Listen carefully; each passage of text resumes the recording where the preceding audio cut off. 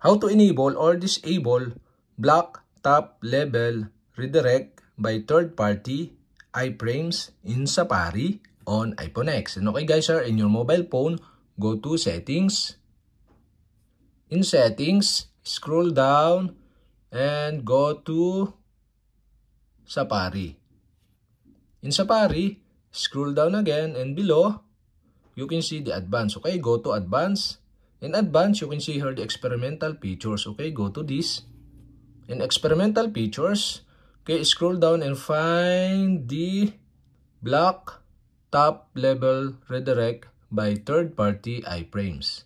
And the block top level redirect by third-party iframes is disabled.